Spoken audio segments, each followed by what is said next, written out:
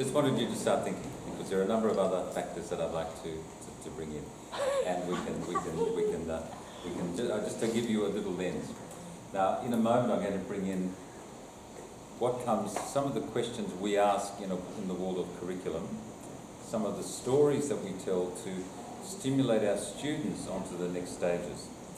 But let's have a look at one extra side of things, because I mentioned the revolutions and the political revolutions that happened and how that's changed the world, and so it's produced this. So we've got to a certain stage, but there's an extra things have been happening under the radar. And we think of the Industrial Revolution as being just one thing, one event, but it's actually had a series of stages. And the Industrial Revolution began something, and it's probably had the biggest effect on everyone, our whole consciousness. But there's a series of revolutions, of which the Industrial Revolution is really the first. And if we look at the Industrial Revolution, what was it that the Industrial Revolution really did? It really made machines that could take over human labour.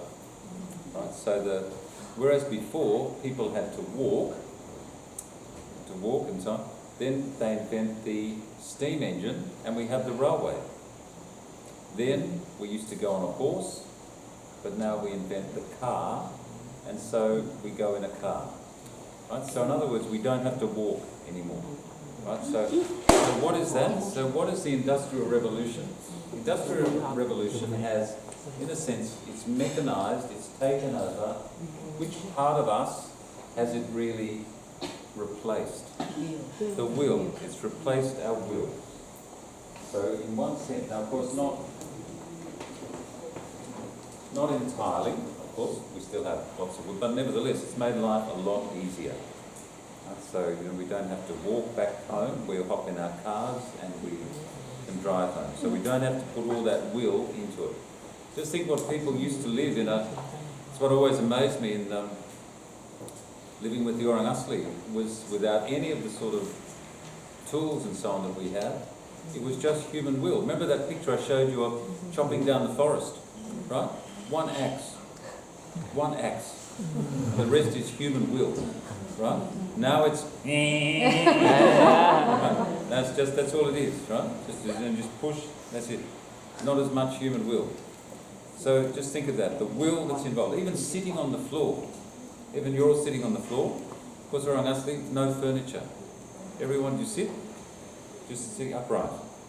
And it was fantastic. Even the very old people, their backs were straight. Just absolutely. Because there's no sitting back into a...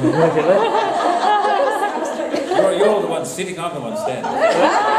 So there you go. But you know what I mean. So even that simple thing like having a back on your chair affects us, takes away from human will. But simple things like that. Right? Now, but then there's been another revolution. And what was the next revolution that really has happened? And this is what they call, it led on from there. It's based on the Industrial Revolution was the first stage. But then after a while, they invent new things. They invent the telephone.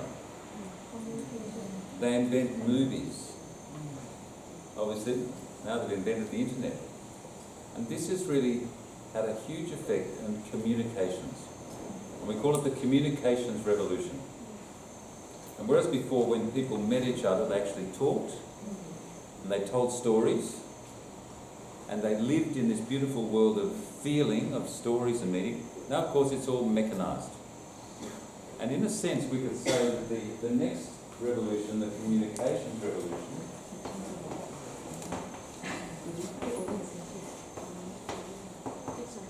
in one sense, it takes over something of our human feeling, our middle realm.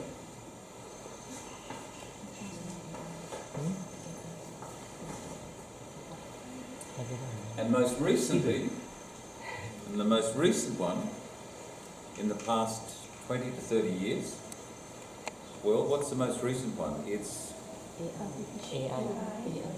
so here's our Smartphone. brain, right? Siri. It's our Siri. brain. Siri. We call it artificial intelligence. This is the new thing, the artificial intelligence. Think how the smart home, the smart car, the smartphone, all of these things thinks for us. And so the new, we call the AI,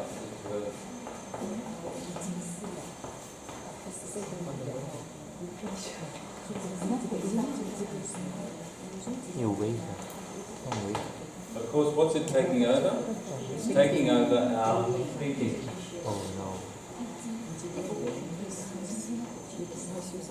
It's taking over our thinking. Now you can see that all of these revolutions have taken over our human function. Now this leads to a very significant step in where we are. Because what does it say about us as human beings in terms of our next step in humanity? So we've achieved, in this long journey, humanity has really achieved something special. Yeah, we've achieved this. It's taken 2,500 years of all those civilizations working together. You know, the Greeks, the Islamic, the Arabics, the Europeans, all of this together has produced this, which is fantastic. It's a great achievement. We've done well. Tick. But now, what's the next step? Because this has all happened at the same time. So it's, we say in English, the two-edged sword. The sword has two sides. Good side and a challenging side. So this leads to us to how do we now navigate this as human beings? Now in our wall of curriculum we have two main lessons that we have in the senior years, year 11 and 12, that really challenge the students to really think about these deep considerations. And the first one is called the Parsifal main lesson. So it's Parsifal, which those of you who are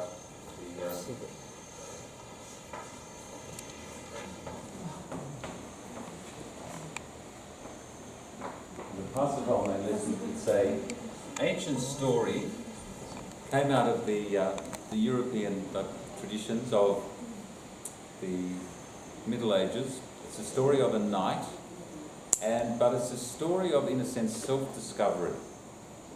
And it's a very beautiful story that Rudolf Steiner suggested would be good for students to really immerse themselves in. And it's a story of a young man really finding himself.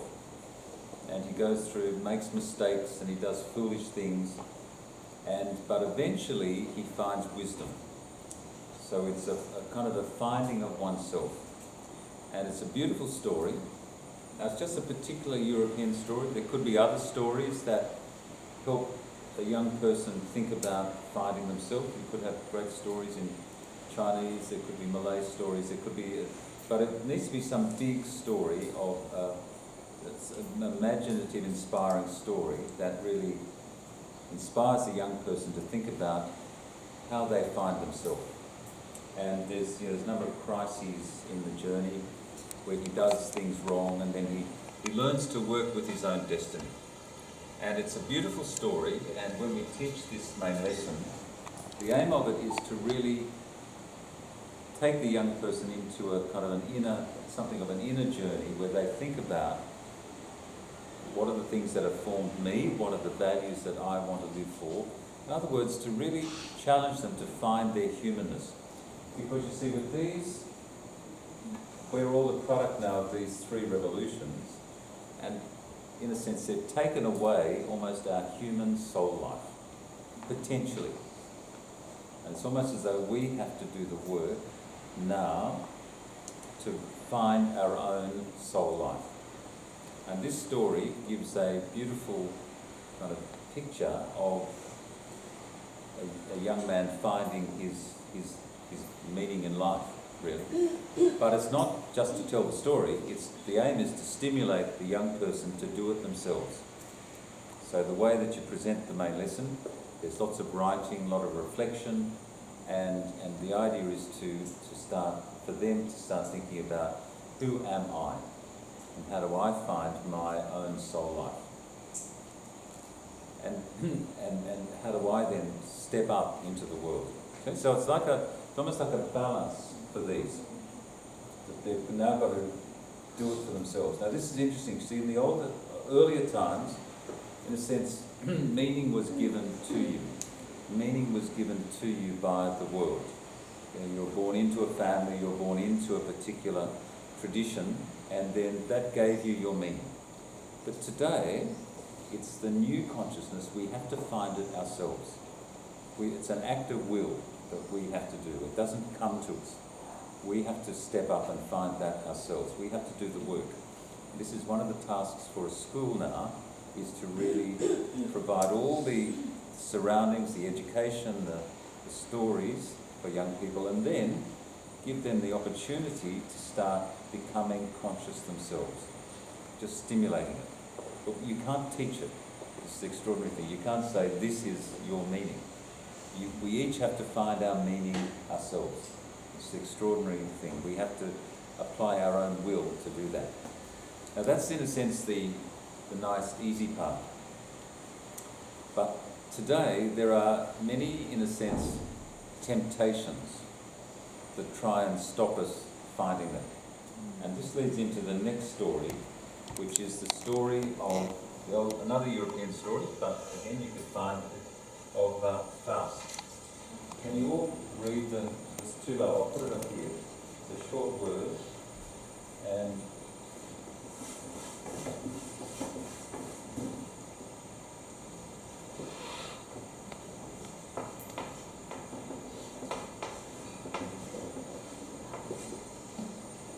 Faust, Dr. Faust. It's an old European story. Various versions of it. There's a play written in English called Dr. Faustus by contemporary of Shakespeare. But Goethe, the great German writer, Goethe, the one who Steiner refers to often, he wrote this very famous play. It's one of the most famous pieces of German literature about Faust.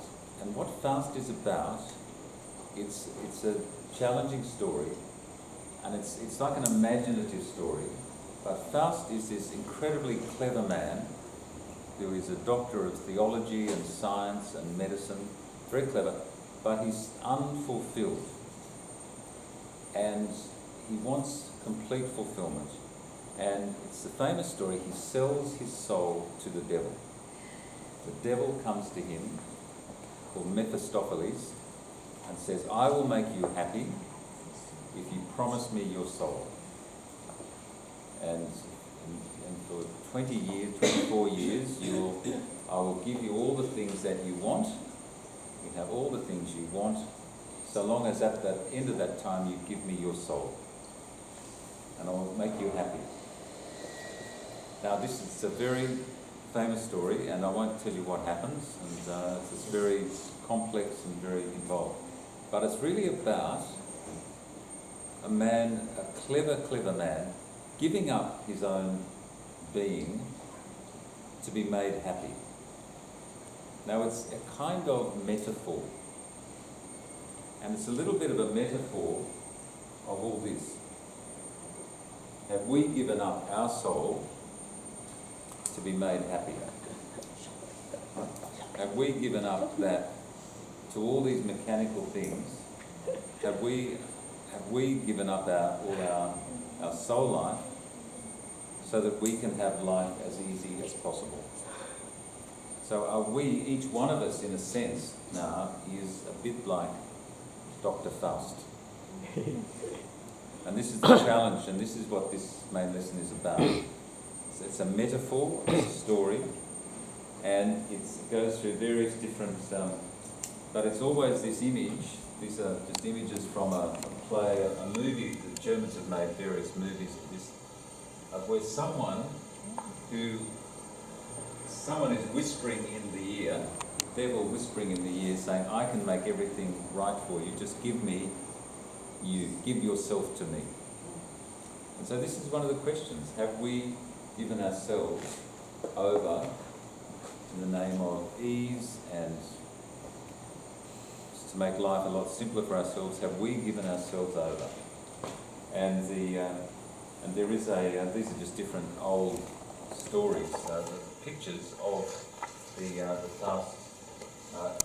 In the end, there is redemption, but it's very, and it's only really with some spiritual help, if I could say the story.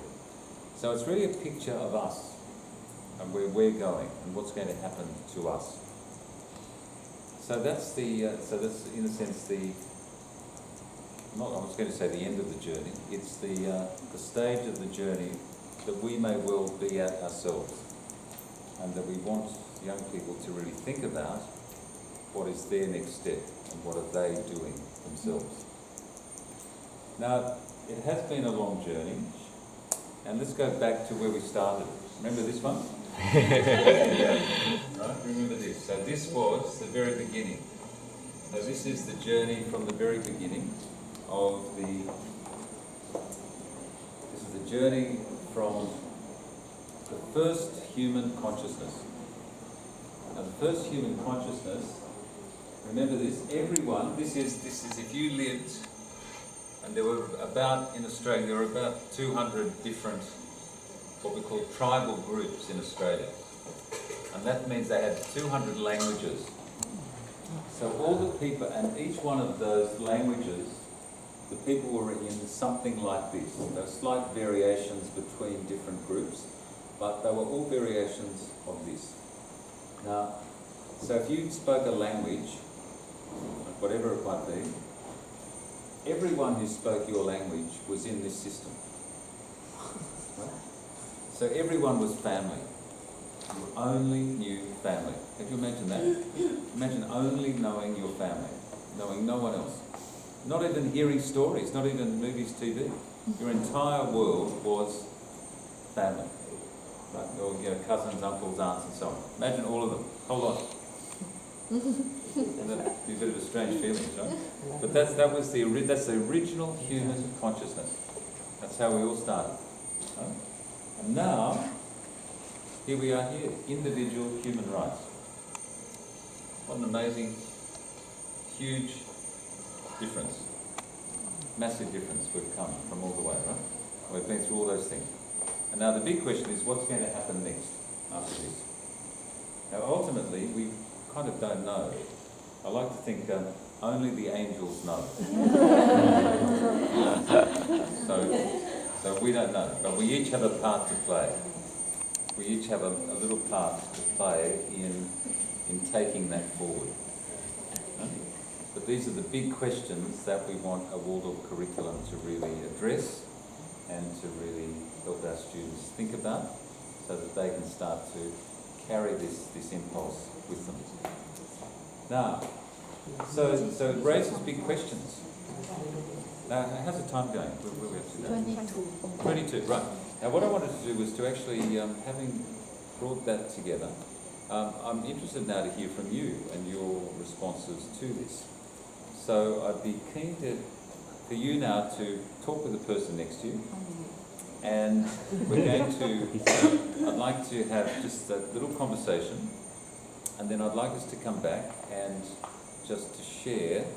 I'm just interested in reactions to the whole story, but also in terms of these next, where does humanity go now? Having done all of this, got this far, what could be the next steps? All right, so are you able to have a talk with the person next to you, or in a little group? Should we make groups of maybe 4 or 5, and perhaps some smaller groups? Perhaps if you could maybe make a group of 5, 4 or 5, and just your natural little groupings. So my question is, 2 questions. One is, does all this make sense to you? Have any violent disagreements? Always interested in that. And then, what happens next? Where do we all go? Where does humanity go? Right, we've got all of these things. What effect is this going to have on us? Now, it's very important for a Waldorf school, because obviously we have to make decisions about how we use these things, how we educate our students. So, very interesting for teachers to consider this as the next step. All right? So I'll give you 5 to 10 minutes to talk in those groups of 5, and then we'll come back and I'd like to report a little bit from each group. All right? Away you go, plenary and discussion.